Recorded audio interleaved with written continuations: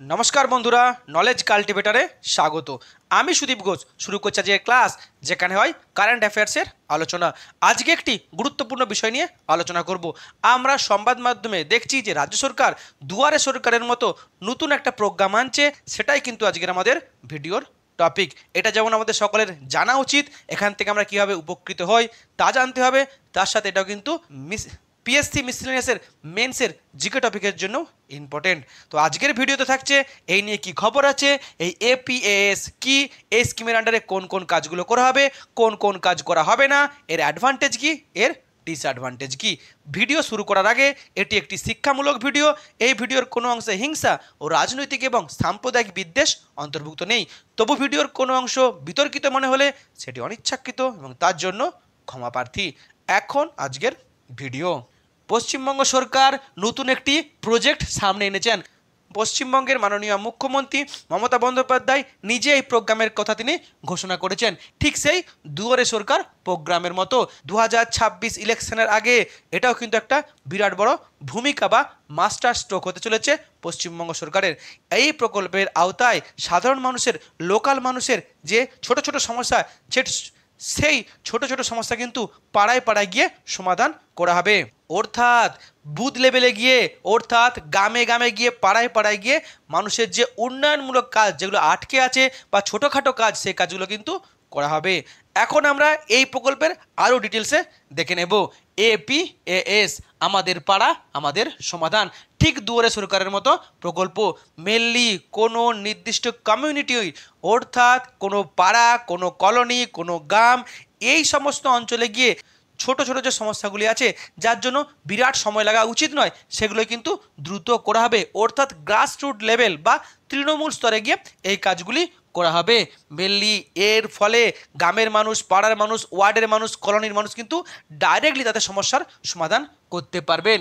এই প্রোগ্রাম কবে থেকে শুরু হবে? এই প্রোগ্রাম শুরু হতে চলেছে আগস্ট মাসের 2 তারিখ থেকে, চলবে 3 নভেম্বর পর্যন্ত। ছুটির দিন বাদে এবং দুর্গাপুজোর দিন বাদে সকাল 9:30 থেকে 12টা পর্যন্ত সরকারি অফিসাররা কিন্তু আপনার পাড়ায় যাবেন, এবং আপনার পাড়ায় যখন যাবেন আপনি আপনার পাড়ার বা গ্রামের যে সমস্ত ছোটোখাটো উন্নয়নমূলক কাজ যেগুলো অনেকদিন পড়ে আছে বা অনেকদিন সংস্কার করা হয়নি, বা যেগুলো খুব প্রয়োজনীয়তা আছে, যার জন্যে আপনাদের জীবনযাত্রায় অসুবিধা হচ্ছে, সেগুলোর আপনি দাবি দিতে পারবেন সঠিক তথ্য দিয়ে।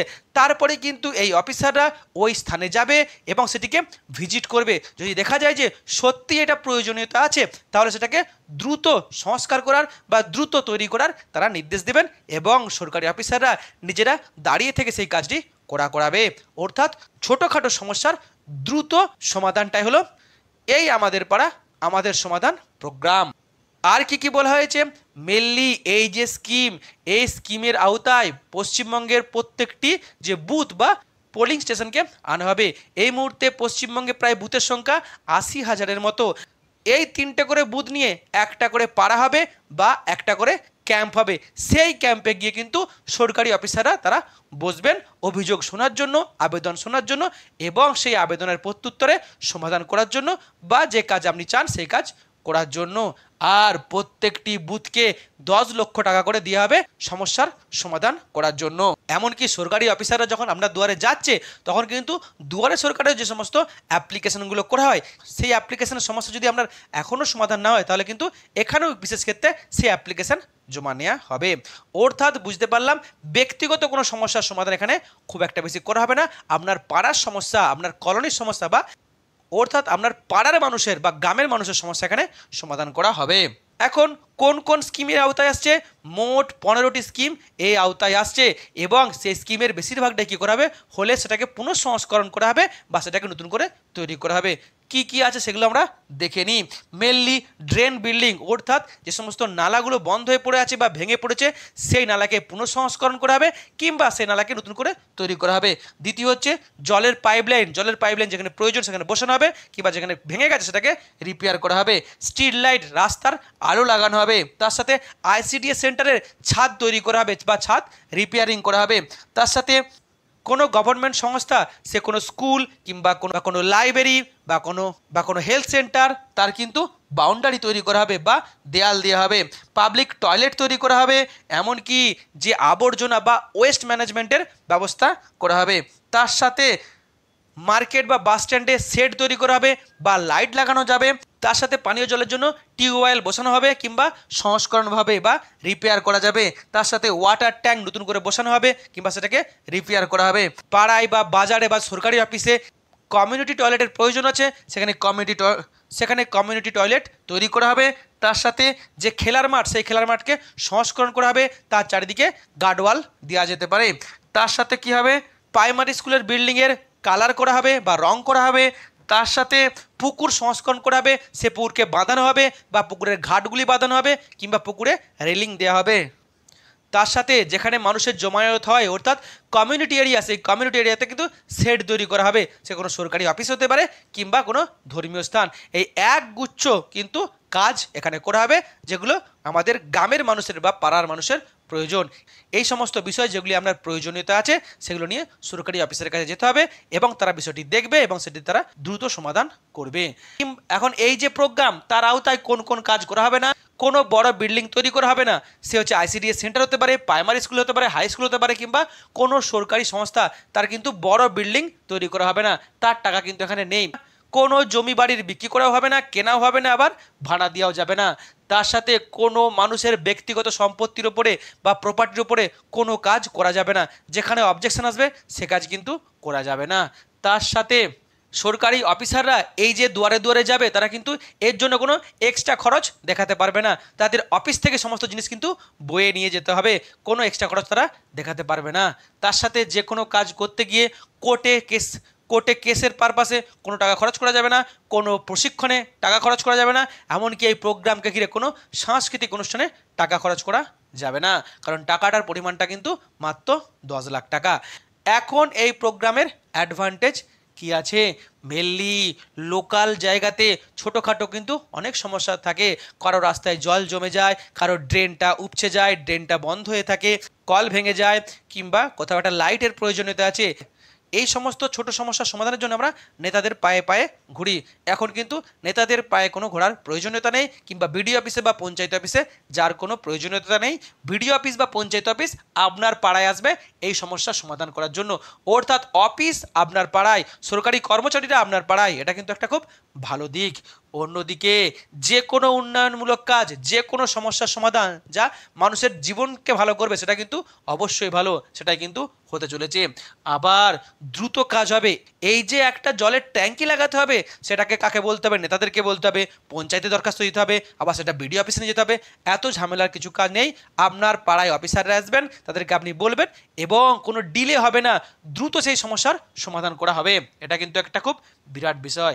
আবার সামনেই 2026-এর ইলেকশন আছে, তার আগে সরকার কিন্তু একটা বিরাট বড় পদক্ষেপ এখানে নিয়েছে, যেখানে সমস্যার সমাধান করা হলে মানুষের কিন্তু একটা উপকার হবে। ওর জন্যই আমরা কিন্তু বলি যে ভোট বারবার এসুক, ভোট এলেই কিন্তু সরকারের একটা ভয় থাকে, শাসক দলের একটা ভয় থাকে, এই সমস্ত উন্নয়নমূলক কাজ করা হয়। তার সাথে আবার অফিসাররা আপনার পাড়ায় আসছে, একটু আগেই বললাম, সাধারণ মানুষ কিন্তু অফিসারের পাড়ায় যাবে না, অফিসে গিয়ে গিয়ে তাকে জুতো ছিঁড়ে যেতে হবে না, অফিসাররা তার পাড়ায় এসে তার সমস্যার সমাধান করবে। তার সাথে আরও একটা ব্যাপার আছে, লোকাল মানুষের কোনো ছোটোখাটো সমস্যার দাবি, সেই দাবি কিন্তু সবসময় চাপা পড়ে যায়, সেটা যখন করা হচ্ছে সেটা কিন্তু সত্যি ভালো। হয়তো দেখা যাবে অনেক দিনের দীর্ঘদিনের একটা সমস্যা, ছোট সমস্যা উদ্যোগের কারণে বন্ধ হয়ে পড়েছিল, সেটা হয়তো এখানে হতে চলেছে। তার সাথে আরও একটা ব্যাপার, যখনই কোনো একটা দাবি নিয়ে আমাদেরকে যেতে হয় সরকারের কাছে, আমরা ডাইরেক্টলি যেতে পারি না বা গেলেও সরকার থেকে সেটা শোনে না, আমাদেরকে শাসক দলের নেতা ধরে যেতে হয়। এখানে কিন্তু শাসক দলের নেতা ধরে যার কোনো প্রয়োজনীয়তা থাকছে না।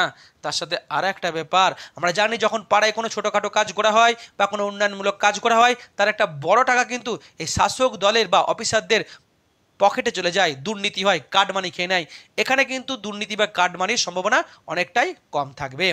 এখন এর ডিসঅ্যাডভান্টেজ কি, বিরোধীরা বলছে এখানে কোনো কিছুই হবে না, এই প্রোগ্রামের আন্ডারে মানুষের কোনো উপকারই হবে না, শুধুমাত্র ভোটের আগে এটা একটা চমক, তাছাড়া কিছুই নয়। আবার বিরোধীরা বলছে এই যে বলা হচ্ছে পাড়ার মানুষেরা নিজেদের সমস্যা গিয়ে অফিসারের কাছে বলবে, এটা কখনোই হবে না, পাড়ার মানুষদেরকে বলতে দেওয়া হবে না, যারা শাসক দলের নেতাই আছে তারাই গিয়ে বলবে, তারাই কিন্তু পুরো বিষয়টিকে কন্ট্রোল করবে, সাধারণ মানুষের এখানে কোনো ইনভলভমেন্ট থাকবে না। অর্থাৎ সাধারণ মানুষ তাদের দাবি নিজেদের মুখে বলতে পারবে না। শাসক দলের নেতারা যা বলবে তাই হবে, অর্থাৎ মানুষের কোনো কিন্তু উপকার হবে না। আবার বিরোধীরা বলছে একটা বুথে প্রায় 1200 ভোটার, গ্রামের দিকে দেখা গেছে একটা বুথের জন্য প্রায় 3 থেকে 4টে গ্রামও হয়। 1200 ভোটারের যেখানে বাস সেখানে মাত্র 10 লাখ টাকায় কিছুই হবে না। একটা ড্রেন সংস্কার করতে গেলেই 10 লাখ টাকা চলে যাবে, অর্থাৎ কিছুই হবে না। হয়তো দেখা যাবে 3টে গ্রাম নিয়ে একটা বুথ, হয়তো একটা সমস্যার সমাধান হয়েছে, বাকি 5টা সমস্যার সমাধান কিন্তু হবে না। অর্থাৎ এর জন্য প্রয়োজন ছিল কি 1 কোটি টাকা, সেই 1 কোটি টাকার জায়গায় মাত্র 10 লাখ টাকা। হয়তো একটা সমস্যার সমাধান হবে, সব সমস্যার সমাধান হবে না। বিরোধীরা বলছে এই প্রকল্পের কোনো দাম নেই, শুধুমাত্র এই প্রকল্পে গিয়ে সরকার তার নিজের বিজ্ঞাপন করবে, তার ফলে কিন্তু 2026-এ সরকারের একটা কোথাও না কোথাও অ্যাডভান্টেজ হবে। বিজ্ঞাপন ছাড়া কোনো কিছুই কিন্তু এখানে হবে না। কোনো পাবলিক যদি তাদের কোনো সমস্যার জন্য সরকারি অফিসারের কাছে যায় এই ক্যাম্পের মাধ্যমে, তাহলে হয়তো দেখা যাবে সে বলবে যে অনেক দিন ধরে পড়ে আছে, কেন হয়নি, হয়তো হওয়ার পরে ভেঙে পড়েছে। এটা বলতে গেলে কিন্তু শাসক দলের যে দুর্নীতির খবর সেটা কিন্তু প্রকাশ হয়ে যাবে, আর তার ফলে ওই ব্যক্তি কিন্তু টার্গেট হয়ে যেতে পারে, তার ঘরে কিন্তু অত্যাচার করতে পারে শাসক দলের নেতারা। তাই কিন্তু অনেকেই যেতে চাইবে না, এখানে গিয়ে ফালতু ঝামেলায় কেউ জড়াতে চাইবে না, কারণ শাসক দলের কিন্তু একটা বিরাট বড় ভয় বা হুমকির মুখোমুখি পড়তে হতে পারে তাকে। বিরোধীরা আরও বলছে এই যে ক্যাম্প হবে এখানে শাসক দলের নেতারা তারা সরাসরি উপস্থিত থাকবে, এবং এখান থেকেও যে কাজ হবে সেখান থেকেও তারা কিন্তু কাটমানি বা দুর্নীতি বা টাকা খাওয়ার সুযোগ খুঁজবে। অর্থাৎ সেই মানুষের কোনো কাজ হবে না, শুধুমাত্র শাসক দলের নেতারাই উপকৃত হবে। এই হলো আজকের ভিডিও, যেখানে আমি টোটাল বিষয়টি সুন্দরভাবে তুলে ধরার চেষ্টা করলাম। এই বিষয়ে আপনার মতামত কি অবশ্যই কমেন্ট বক্সে জানাবেন। ভিডিওটি এখানে শেষ হলো। ভিডিওটি যদি ভালো লাগে অবশ্যই লাইক, কমেন্ট, শেয়ার এবং চ্যানেলটি সাবস্ক্রাইব করতে ভুলবেন না। আবার দেখা হবে নতুন একটি ভিডিওতে, ততক্ষণ পড়তে থাকো, হাসতে থাকো।